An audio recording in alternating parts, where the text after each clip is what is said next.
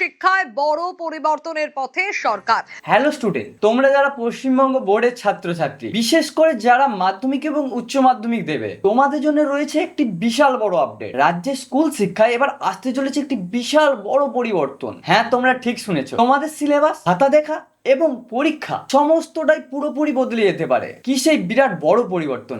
চলো আজকের ভিডিওতে প্রথম থেকে শেষ পর্যন্ত জেনে নেওয়া যাক। আমি সুশোভন, তোমরা দেখছো তোমাদের প্রিয় চ্যানেল সুশোভন পাত্র এডুকেশন।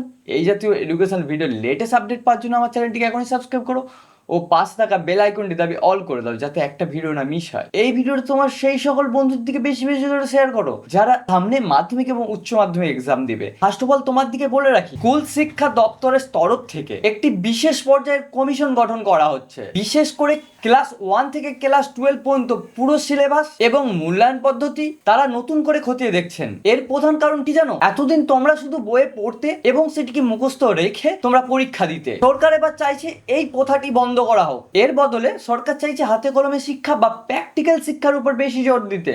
আমাদের রাজ্যের সিলেবাসকে এখন সেন্ট্রাল বোর্ড এবং এনইপির সাথে সামঞ্জস্য রাখার চেষ্টা করছে।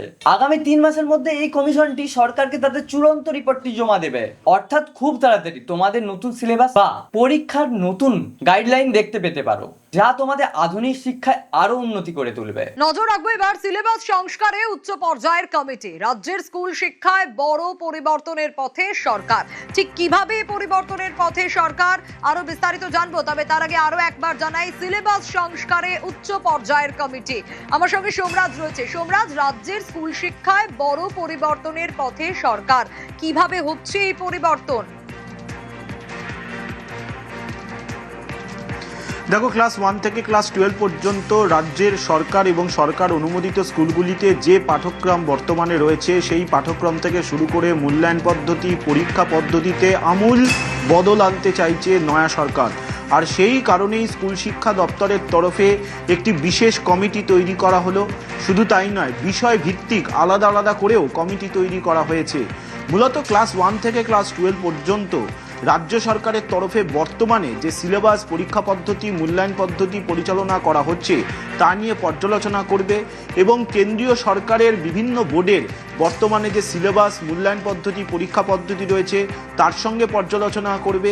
এছাড়াও জাতীয় যে শিক্ষানীতি রয়েছে, সেই শিক্ষানীতিতে স্কুল শিক্ষা সম্পর্কে যে যে বিষয় উল্লেখ করা হয়েছে সেগুলিও পর্যালোচনা করবে। পর্যালোচনা করে এই কমিটি আগামী 3 মাসের মধ্যে রাজ্য সরকারকে তার চূড়ান্ত রিপোর্ট দেবে। মূলত মুখস্থ বিদ্যা নির্ভরতা কমানো, পাশাপাশি ছাত্রছাত্রীদের হাতে কলমে শেখার অর্থাৎ শিখিয়ে তোলা। দ্বিতীয়ত হচ্ছে, যেটা সবথেকে গুরুত্বপূর্ণ, যে পুঁথিগত বিদ্যা থেকে যাতে বাইরে বেরিয়ে ছাত্রছাত্রীরা হাতে কলমে শিখতে পারেন। এছাড়াও যেটা রাজ্য স্কুল শিক্ষা দপ্তরের বিজ্ঞপ্তি জারি করা হয়েছে, সেখানে তারা বলছেন যাতে পড়ুয়ারা আধুনিক শিক্ষায় শিক্ষিত হয়। এই বিষয়গুলিকে সামনে রেখেই এই কমিটি আগামী 3 মাসের মধ্যে তারা তাদের চূড়ান্ত রিপোর্ট দেবে এবং এই কমিটিতে একাধিক অধ্যাপক। একেবারেই সোমরাজ, অবশ্যই নজর থাকবে। তবে তোমাদের এখনই প্যানিক করার কিছু নেই। নতুন নিয়মে কিন্তু রাতারাতি চালু হবে না। আপাতত তোমাদের বর্তমান সিলেবাস অনুযায়ী তোমরা মন দিয়ে পড়াশোনাটি চালিয়ে যাও। তোমাদের কি মনে হয়, এই যে প্র্যাকটিক্যাল পথা বা হাতে কলমের শিক্ষার উপর জোর দেওয়া হচ্ছে, এটা কি তোমাদের জন্য ভালো হবে? কমেন্ট করে অবশ্যই তোমাদের মতামতটি জানাও। পড়াশোনা এবং রেজাল্ট সংক্রান্ত এরকম জেনুইন সবার আগে আপডেট পাওয়ার জন্য আমার চ্যানেলটিকে এখনই সাবস্ক্রাইব করো। দেখা হচ্ছে পরের ভিডিওতে। ভালো থেকো।